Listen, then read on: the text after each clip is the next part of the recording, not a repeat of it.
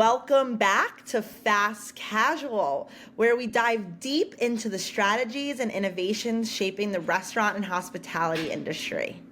Today, I'm excited to welcome Lauren Coulter, owner-operator of Biscuit Belly, a multi-unit emerging restaurant group serving Southern flair with a twist.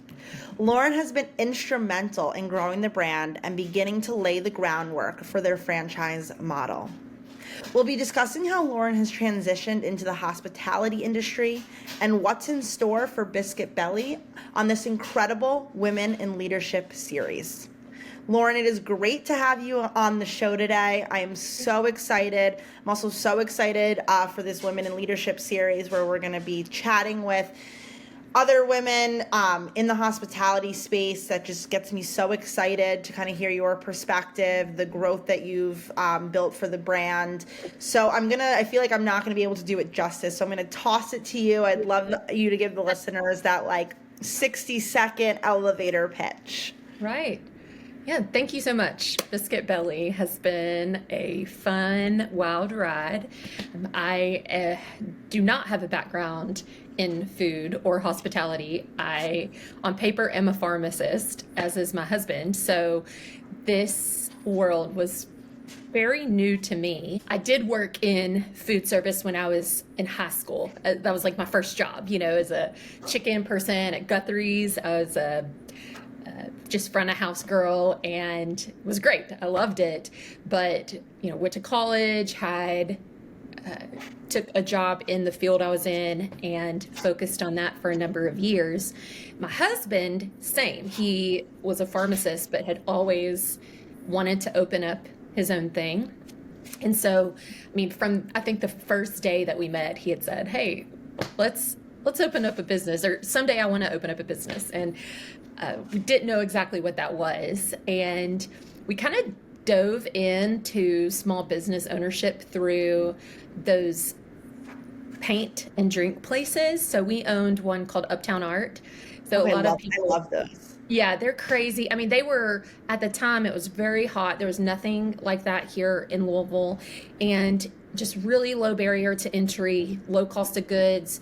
You could, have a lot of people come in, and you just needed one or two people running the space. So just super easy way to get into this whole thing of owning your own business. And during that time, I continued to work in pharmacy land. So after a little while, we recognized that was kind of what is it called?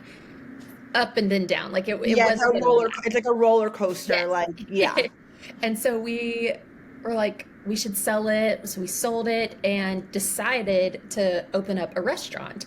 And in Louisville, everything is bourbon. We had a lot of craft beers at the time, and there weren't many places focused on wine. And so we just saw kind of this opportunity in our market. Didn't really have any plans to grow it. We just were like, hey, let's do something fun. Let's have some high-end wines available by the glass. And ultimately we grew that to 5 locations in Louisville, Cincinnati, and Indiana. And so really fun, but definitely didn't have a big goal with it. Yeah. Just kind of okay, we have enough money now to do this again. Let's try it again, It was just strict trial and error. Yes. Okay, we're seeing some things working. Let's continue to, okay. Yes. I love it. So we grew that over a couple of years, but I'm not kidding you. I think week 2 of us being open at Luvino, where I quickly became the queen dishwasher, the queen of washing wine glasses, little, what are they called? Tasting glasses. We the learned flights. really quick. We hadn't ordered enough of those. And so that was just every night I would just come in and clean glassware. And my husband would end up on dish. He would end up, running food, just whatever was needed. And we had this great team at the time. And I think on week 2, the space next to us was available. And Chad was like, let's do a biscuit thing too, alongside Luvino. Oh. And I was like, absolutely not. We're figuring all of this out. And some of our chefs were like, yeah, let's open a biscuit thing, and just all into it. And so as we were growing, this idea kind of stuck with him. And I don't know, when you meet my husband, like when he's like a dog after a bone. Like when when he has an idea, it goes from the idea phase to making it happen absurdly quick. And so That's how I he am. really, I am much more cautious and, I want to weigh all my options, not him. And so he's like, let's do this. We can do it. We can do it. And he's all in on something. So it wasn't until I think we had 4 Luvino locations open that we actually really sought after a spot. We went into Biscuit Belly with a lot more intentionality than we did Luvino, where like I made the website on Squarespace.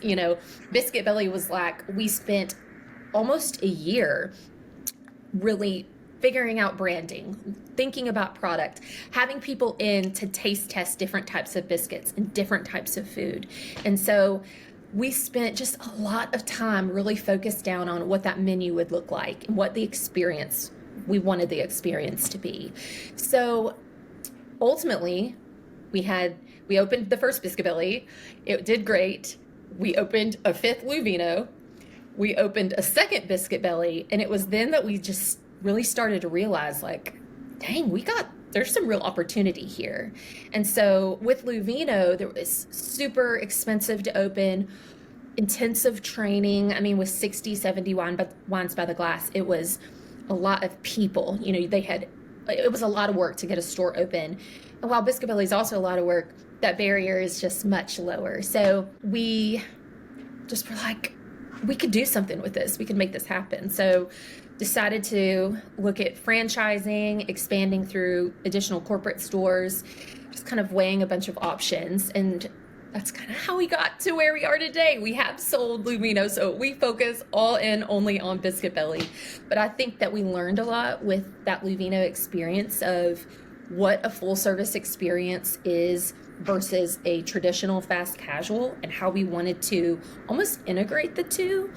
And then we learned a lot just managing people. Like, how do we, do the best thing for this crew that we have in right now? And so I think we learned a lot about just being good to people and working with people. And that's definitely served us well as we've grown to many, many locations. So it sounds like you and your husband both have this, I mean, obviously like entrepreneurial mindset, this business mindset, which I think is so essential, like not coming from the restaurant space, like, to scale quick. It sounds like you guys scaled overnight. I mean, my husband would love for it to have been overnight, but definitely has taken more time than I think either of us thought. Now, thrown in there was COVID. So we opened our first store in May of 2019, second one in May of 2020, decided to go down the path of franchising, and then COVID happened. And so while it was terrible, obviously from a franchising perspective,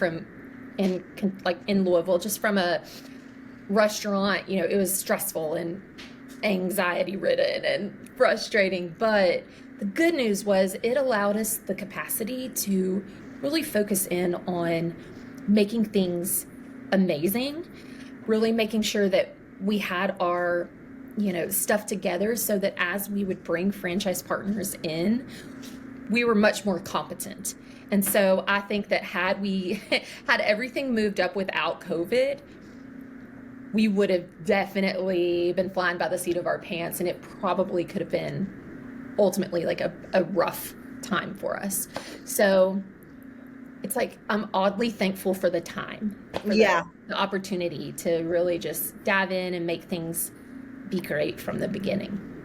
Did you have so I chat with operators and HR leaders and owners and CEOs all the time, and all of them, I will say, you are the first that I've ever chatted with that did not have hospitality experience. Like most that I chat with, yes, they started as either front of house or back of house, and then became a general manager. From general manager went to operations and kind of began to climb that ladder, and then maybe even open their own business or climb the ranks of an organization or whatever that may be. I mean, you went from being a pharmacist to a hospitality leader. Yeah. Did you have a passion for food? Did you love like, how did you guys come up with like the idea? I know like the biscuit idea, like were you like a biscuit connoisseur? Like what was Well, we're both originally from Georgia, and so I'd like to think that I have a PhD in biscuits. But Chad grew up in a small town outside of the city I grew up in, and at every corner store there was these big hearty biscuit sandwiches, and he has cute stories about even working in the pharmacy. Their pharmacists on weekends would say, "Go get us a couple of these," and so it's always been this near and dear thing to our hearts. And then being in Louisville, which people that are from here always laugh when I say this, but I thought it was so much more poshy. Like, this is a big culinary scene. There's a great culinary school here, and Louisville has put out, top chefs and just some Yeah. people in the chef space. I thought this would never work here because they are too fancy. And really, when it comes down to it, people love good food. And so Louisville is also just a really tight-knit chef and food community. And so bringing some of those people in, even as we were testing things, they would give us ideas and direction, and it was so helpful. The other fun thing is the chef that really helped develop our menu. So if anyone here takes a look at our menu, we have our primary biscuit is called the Rockwell, and then there is a Rockwell Supreme, and that's named in honor of Tavis Rockwell, who developed all of our menu. And he worked for us. I mean, literally, Chad met him when we were thinking about opening up a restaurant. Chad met him for brunch or a beer or something, and that night he was like, "This is it. Like, that's the guy. I like him. He's cool." And sometimes it's hard. It can be difficult for business people to often work with chefs because they're incredible at what they do, but they haven't been trained in business. And so understanding kind of the cost of goods and the labor that goes into things, yeah, we want it to be amazing, but we also we need to be cognizant of what we're spending. And so they had a really good partnership. And I think that allowed Chad to do what he does well. And it also gave our chefs the autonomy to do what they do well, So I don't know. Chad and I both have always been proponents of hiring people that are a lot smarter than us. So, I think you can tell the quality of a organization. I think you can tell how good the leaders are based on who they surround themselves with. And so from day one, I think that we've done a really good job at that. And actually, there's many times when we've struggled with, because we've wanted to hire, we've hired someone who we're like, "Oh, on paper you have all this experience, you're with Panera and you're with Cracker Barrel," but they weren't used to building something. They were just there as almost like a recipient of all the tools and the goodies that these big companies get to have people design and then roll out. While they were great humans, it wasn't the best fit because we needed people to pull us along and help us grow and make us better. So we have, I feel like, got now this tiny but incredible team of amazing training person, an amazing operations leader, an amazing marketing person. So all of which come from these organizations that are, I just look up to. Texas Roadhouse is the golden child for hospitality and for being good to their team. It's based here in Louisville, and so we get to kind of saddle up to them sometimes and see how they're doing things and learn from them. So pulling some of their folks who have had so much time with them, I think has made us so much better. And I think it's then served our operators so well because they know, Lauren is the first to say, "I have no idea what to do about this. Let's figure this out. Who can we go to figure this out?" And so I think they appreciate our willingness to be the first to say, "We don't know what we're doing about that." It really sounds like you guys are, and I think this is the embodiment of a good leader is like admitting the things that you don't know and doing the Yeah. things that you do know well. Yeah. It's Yeah. great. Like you and your husband are business people, but then you've got, Chef Rockwell who Yeah. knows how to cook a good biscuit and make a good Right. menu. And it's, okay, you guys can push and pull each other, Yes. meet in Yeah. the middle, and because of that, scale. Yes. Because if it was, just, maybe you and Chad doing it, like you maybe would miss that good biscuit component and then you would never get to Exactly. scale. If it was just the chef doing it, you might miss some of those good business and where you Yes. hear the stories constantly of cost of goods, the slim, Yes. like slim margins, no profitability, all of those Yes. things. How do you reach profitability? How do you, scale quickly, but also scale affordably, also Yes. scale consistently? Yeah. And it's what makes the hospitality industry so complex. And every single day when I'm talking with leaders, I'm like so passionate about hospitality, but I'm also very grateful sometimes that I'm not trying to scale my own So you're not hospitality. in it. Like, Like, I'm like, okay, good, we can all talk, we can chat, and I can enjoy your delicious food yeah. and talk all day long and learn from you all. But I'm like, do I really want to be the one to open up my own? That's so funny. Because it's hard. Like that's just the lack of a better. I think any business is hard. Any business model is hard. I think Yeah. taking that leap is never easy. Yes. I think taking the leap into hospitality though is very complex, way more complex than I think most would give credit to. So Yes. that And kind of, I mean, I have great evidence of this because we get reached out to constantly by people who are like, I want to open a restaurant.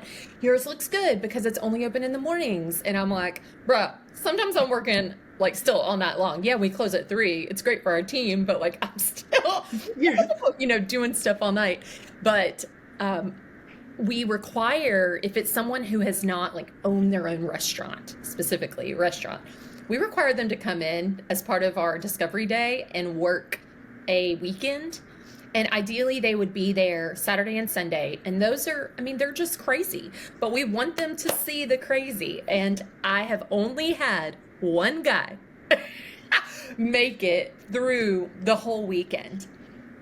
And we've probably done that with 12 to 13, either individuals or couples. And I mean, I've had people leave in the middle of the Saturday shift because they're like, this is hard. And that's the thing, like people don't realize it's really genuinely hard. And so, yeah. We have done a good job, I think, of prioritizing hearing from our customer. We use a system called Ovation to hear from them, and it gives them an opportunity. When people have a bad experience, first of all, no one in our building wants them to have a bad experience. Like my girl, Tish, at our little place downtown, I mean, she is like, I made the biscuits today. Nobody's going to be complaining about my biscuits. Like, let me find out. They take pride in what they do. No one wants them to have a bad experience. And so when something does go awry, giving people a space to speak, that's all Yelp and Google and Facebook reviews are, is just like an opportunity to vent, right? So Ovation gives them that opportunity to vent before they get to those reviews. And it's been great because then we can see like, okay, yeah, we do have a consistent issue with our biscuits on Tuesday mornings. What's happening on Mondays? Like so we're able to drill down to understand like root cause issues and also like give that guest an opportunity to be heard. And I think that's really the most important thing. And breakfast is such a time for gathering and learning and listening. Yeah. And we want that too for our guests.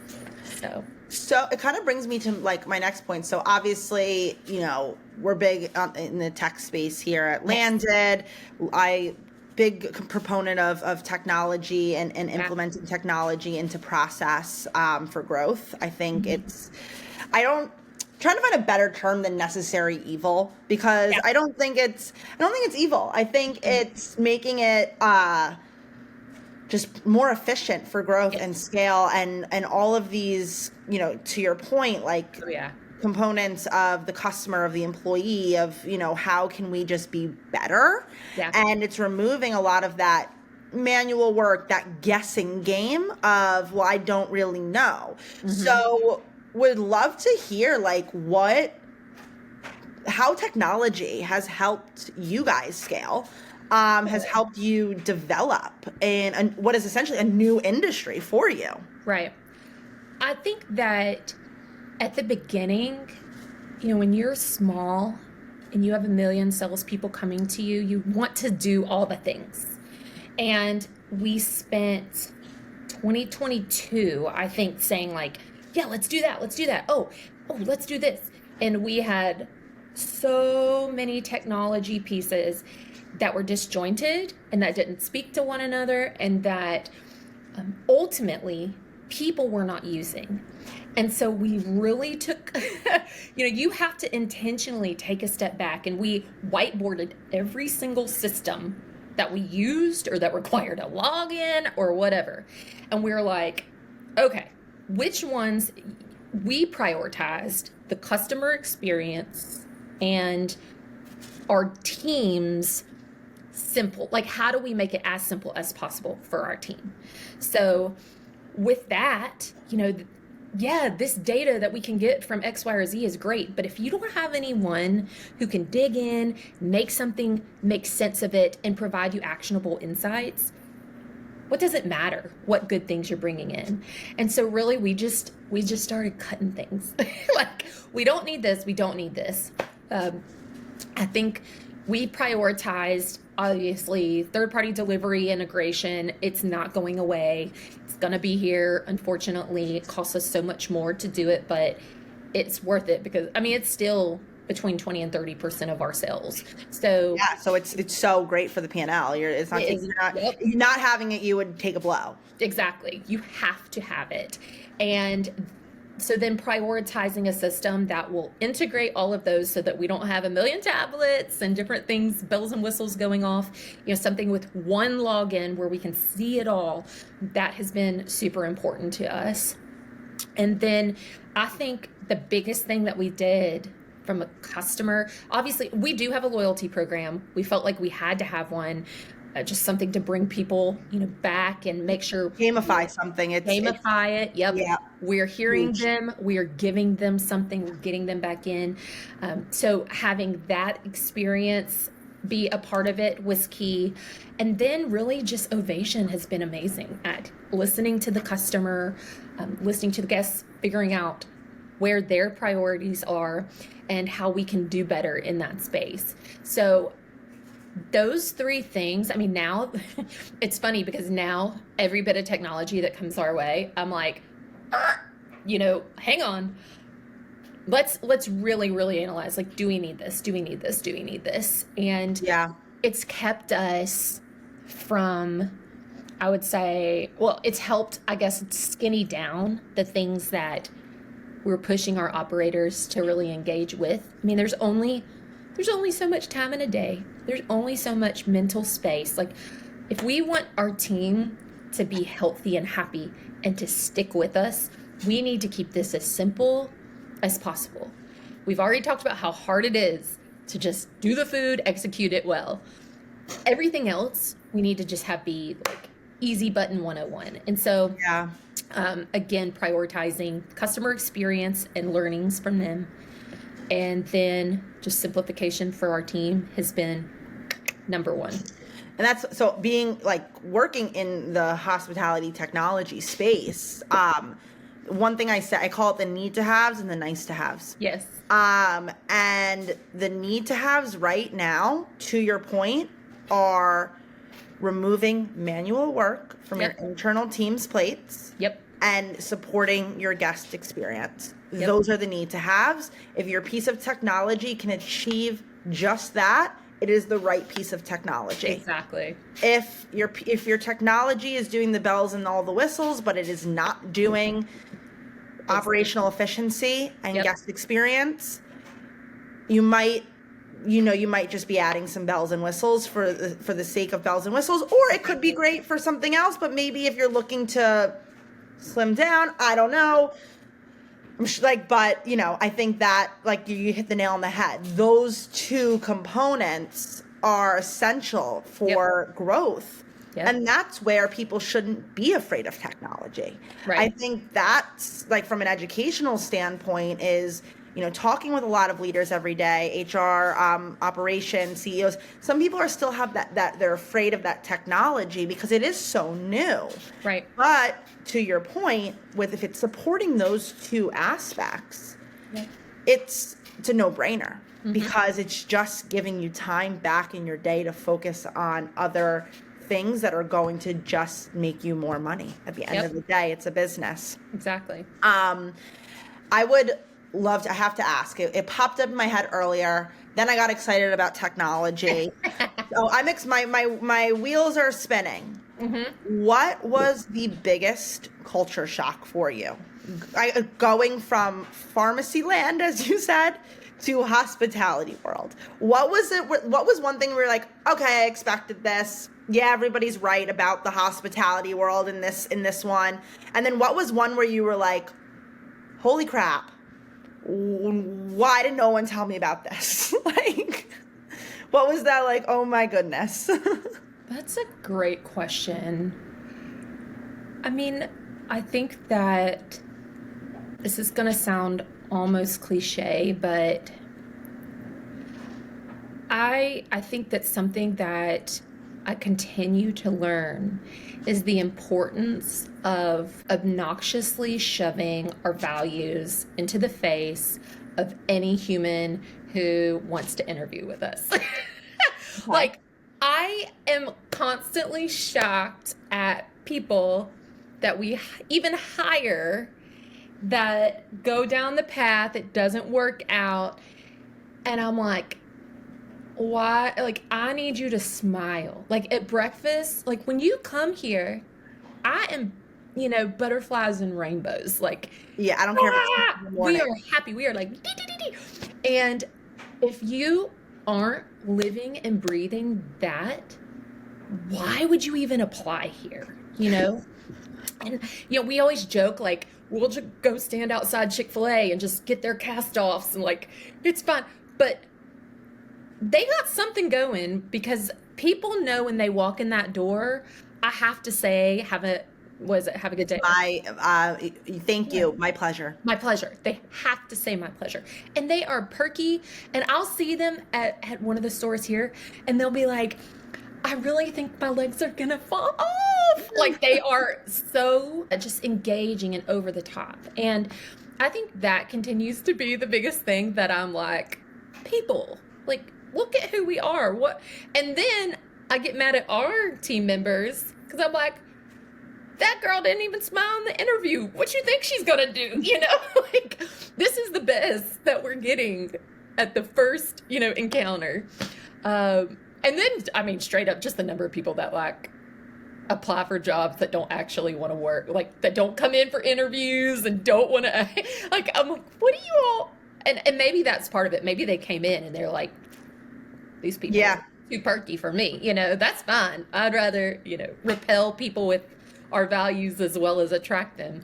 So I guess that's probably the thing that's kind of the ongoing piece of just the idea. It's okay, they say in hospitality, it's customer first, smile, this and that. And then once you're actually okay, wait, no, I'm now the boss and I'm seeing this firsthand. Yes. You better smile. You better smile. Or acknowledgement of people. I hate when somebody walks in and we don't do, welcome to, we don't do any of this crazy weird stuff. But just hey, if you're working on something hey, how are you? We'll be right with you. I think acknowledgement of people is so important. But it's so important. I will say, I have a local coffee shop. Yeah. I go there. Shout out Benna's. If Benna's is listening, shout out. One day maybe this will have the, when you listen to a podcast ads, it's maybe one day it'll have that. We don't have that today. Who knows? But Benna's right down the street from me. I go every single morning because I walk in every single day and they are so friendly to my dog. Yes. They are so friendly to me. And now I walk in, the other day, it was so funny. I walked in and I was like, can I have a large iced coffee? A large iced latte, I said. And they were like, oh, not the usual today? Yes. And I was like, what did I say? And they were like, you said latte today. And I said, oh, that's probably because yesterday I was traveling to New York for work and I went to a latte, like a place that was known for their lattes, and ordered a latte. I was like, I don't want a latte. You're right. I want my typical iced coffee with hazelnut. And that stuck with me so much because I was like, not only am I going to be loyal to you, but I want to go there and I want to spend money at your establishment. And I'm excited to go in there every single day because you remembered, like, you were like, great, we'll make you the latte, but no hazelnut for you today? Yeah, I like that. They know you better than you know yourself. They knew me. They know every single day. I walked in this morning. They said, do you want the huge? I was like, yes, the huge. But it's nice and it feels good.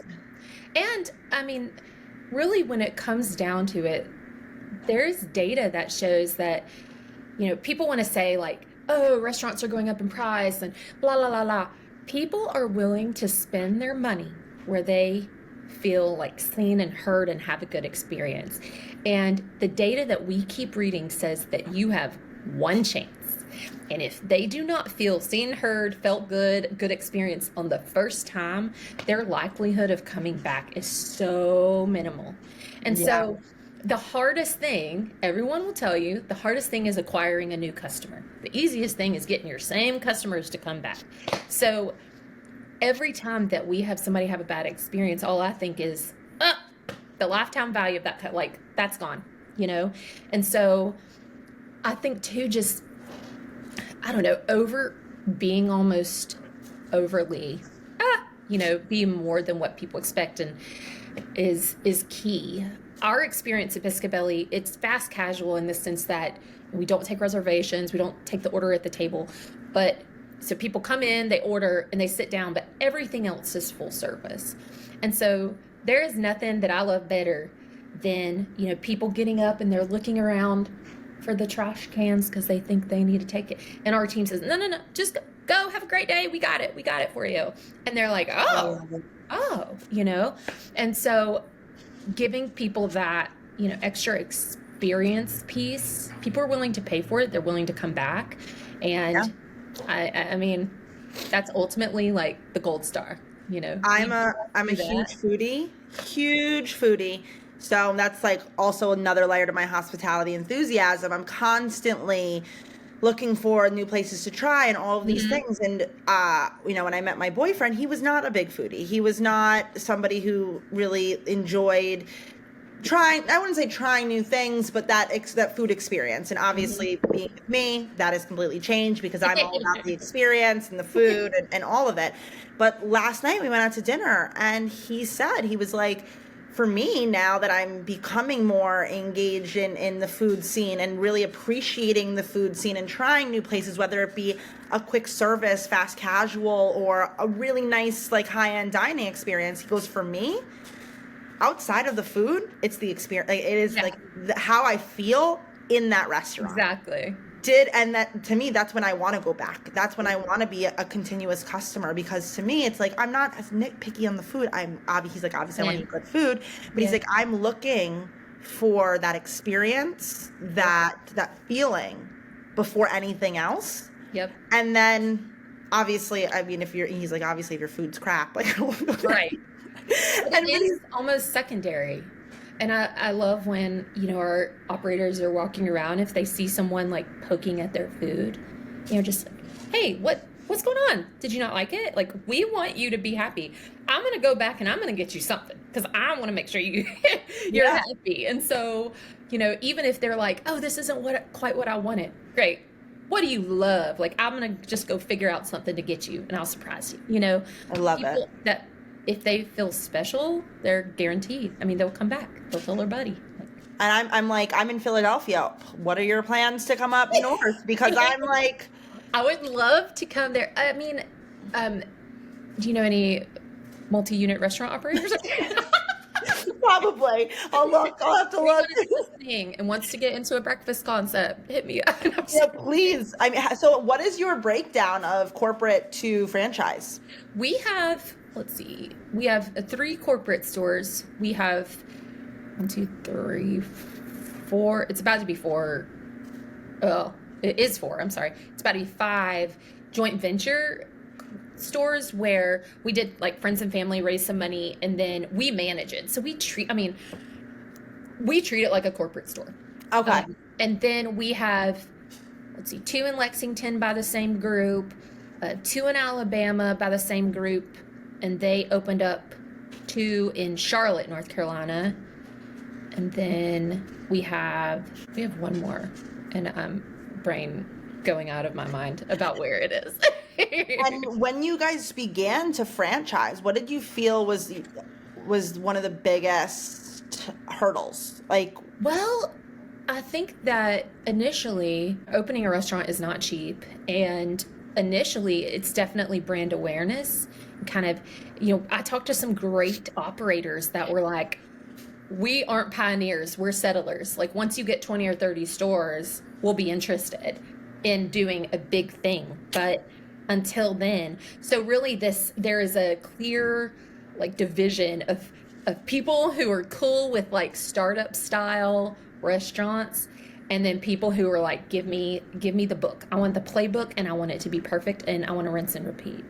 Having said that, it has been like one of the things I am shocked about is how many like franchise partners or people that we have come in and then they're like, aren't you, I think, aren't you buying into this organization because you want the playbook? Like, we know what's worked. And I am always like confused about people who are like, well, I wouldn't do it that way. I would try it this way. And I'm like, like, why? Okay. Well, we tried that. It didn't work, but okay, So yeah, but the folks that we have, what I love is they are so like I trust them, especially like the folks in Alabama that also opened up some in Charlotte. They like one of their leaders. I mean, my husband and him text just constantly. I love They'll it. call. Yeah, I mean, they'll call, and if they are like, let's call it complaining. I don't think it's complaining. I think it's truly like, hey, have y'all thought about this? A lot of times it's really helpful. And so leveraging their knowledge of being in, 10 or 12 other franchise organizations or starting their own things, their knowledge has been so valuable. I think that it's just amazing. But I mean, I will say like there is something about, operating your own place that we love it. And if money were no issue, we would have done that. But Yeah. Franchising does allow you to grow quicker than your capital would allow. So it's been good for us so far. And I mean, we have like these target markets, we're trying to hit some places in Atlanta. We're trying to hit some places in Florida. But that is a place that my husband's really leveraged data to tell us like where we should go. And I think that's been key as we've opened up store 11, 12, 13, 14, 15, 16, like knowing the right places to go, because at first we're just like throwing spaghetti at the wall, like, let's go here, blah, blah, blah. And it doesn't work out. And the data, if we could have run the data before, we would know, it didn't work, but we didn't know. So there's nothing worse than shutting down a store, but then also you're like, we learned from this. Like, we learned where it doesn't work. And sometimes that's just as important as, And I guess that kind of leads me to like one of my final questions. Well, no, I want to say I have so many questions. I have so many questions. What's in store for Biscuit Belly? What is your goal? We do talk about this a lot. We run on EOS. I don't know if you've ever heard of it, the Entrepreneurial Operating System. And, we have this 10-year big audacious goal of being the largest biscuit restaurant in the nation. But for us, it's like, what does that really mean? And I think that I mean, I think we go back and forth with it. Like, do we want to keep growing slowly and just kind of using our capital? I think with the right partners, I mean, franchise partners and joint ventures have been really good for us. I'd love for us to continue growing in that regard, but I do, having the full control and full autonomy. I mean, that's definitely important to me. However, there's only so much that we can do. Like Lauren and Chad don't know the markets in Philly, so ideally a couple good operators there who know their market and are, mayors of the community, if you will, like that's where we're finding success. And so I think if we could just keep finding some of those people, that would be great. I don't personally want to grow a million miles a minute. My husband's like, get on the train, let's go. And then, I mean, there's always opportunity too to kind of work alongside a bigger brand and, potentially us kind of being like their biscuit piece. We've seen that not work well in some biscuit concepts where like that really diminished what they're doing. And so I think if we found the right partner, it could be a win-win. Chad and I talk about it all the time. Like, I hope at some point this thing outgrows us. I hope that it's bigger than us. And so we'll just see. We're just going to have to see. But I really don't know. And I know, I mean, I love it. And I think like, as I think through, so sorry, Is that your laundry? My laundry machine right in the back here. I'm like the worst place to record a podcast episode. So sorry, everybody. You're so funny. But I always like to end every episode with the same question, because I think in this day and age, with technology, with resources, with events, and there's resources and just information available to either aspiring entrepreneurs, people that are looking to scale their businesses, have scaled their businesses and are just looking to further learn. Mm-hmm. What is one piece of advice that you would give to an individual listening that's at any stage in their hospitality journey, whether it be, looking to grow, looking to start, looking to take that leap? What would be your piece of advice?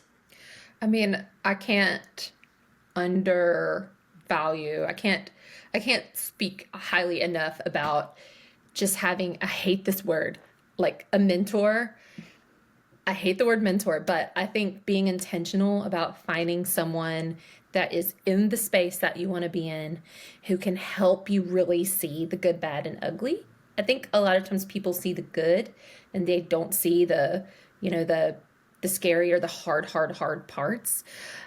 I think though, I mean, once you're in something, having the right team cannot be emphasized enough. And I think, often, at least for us, we wait too long to have the hard conversations around what we need to grow, and those never serve anyone well. And so, when you're growing, when you're in growth mode, when you're in it and you're higher, I mean, if you're not constantly just feeling like, God, this is an amazing group, then it might not be the right people. So having the right people in the right seat is probably the most important thing. And that comes, it's hard. It's like open, honest, two-way communication, and sometimes hearing things that maybe you don't want to hear. But I think, we've got some just incredibly smart people in this space, and listening to them and learning from them has been one of the best things that I've done. Like, I've learned so much from them. And so, that's probably it. Just having a teacher. It's the people you surround yourself with. Yes. And learn from. Well, I've absolutely loved this episode. I am itching for Biscuit Belly to come up north. Do you ever come to Louisville? Do you ever go to North Carolina? Do you ever go to Virginia? Do you ever We got I have to make my way down there now. yes. It's on my list now because I'm now craving, a biscuit breakfast sandwich. So there's that at noon. So I'm like, getting ready to, find a biscuit place. I don't think there probably is one in Philly. So hopefully, I don't know if that's the data you need, Chad, but Right. to come up. Yes. I don't know, but I really enjoyed this conversation. I cannot thank you enough. Yeah. I hope our listeners in the area go. I hope you got some new customers Yeah. for Biscuit Belly, and I'm again looking forward to watching all of your growth and all of your success. This has been incredible. Until next time, this has been Fast Casual. Thank you so much, Lauren. Thank you.